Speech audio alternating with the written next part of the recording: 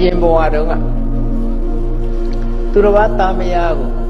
စော်ကားကျူးလွန်ပြီးတော့သူတော်ဘာသားမယားနဲ့ပျော်ခဲ့တဲ့ပုဂ္ဂိုလ်တဲ့ဒါကြောင့်မို့လို့မစင်တွင်ထဲမှာသူကံကြမ္မာကမစင်တွင်နဲ့ပို့ထားလိုက်တယ်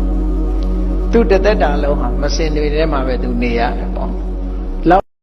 ကုတ်တောင်ကနေဆင်းလာတဲ့အခါကျတော့ဘာတွေ့တော့ဆိုတော့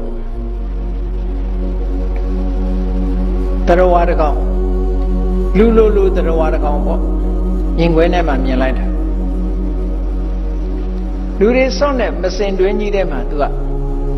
ခေါင်းထီအောင်မြုပ်ပြီးတော့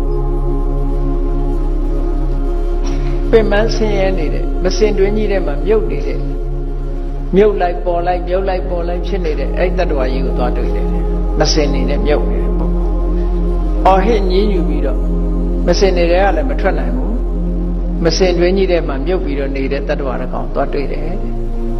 တာမန်တွေကတော့မမြင်နိုင်ဘူးပေါ့နော်အဲ့တော့မြင်တဲ့ဒီတတ္တဝါကို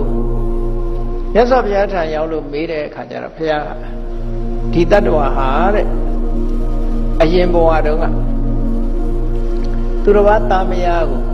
စော်ကားကျူးလွန်ပြီးတော့သူတော်ဘာသားမယားနဲ့ပျော်ခဲ့တဲ့ပုဂ္ဂိုလ်တဲ့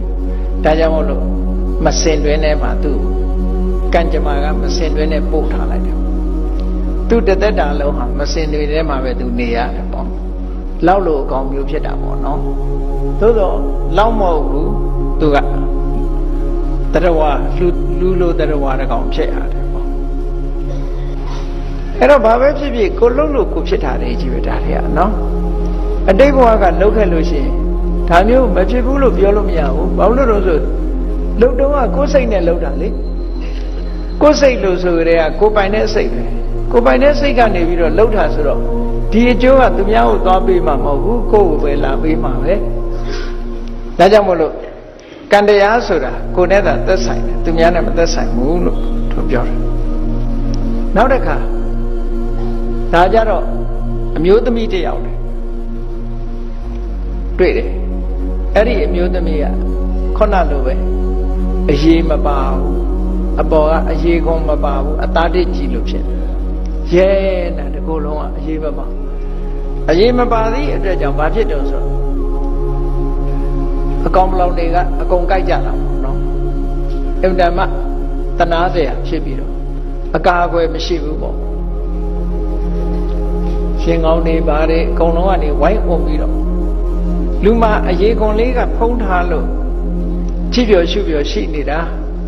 အရေးကုန်လေးကိုခွာလိုက်လို့ရှိရင်အလုံးဟာหนีရဲရဲကြီးပဲเนาะ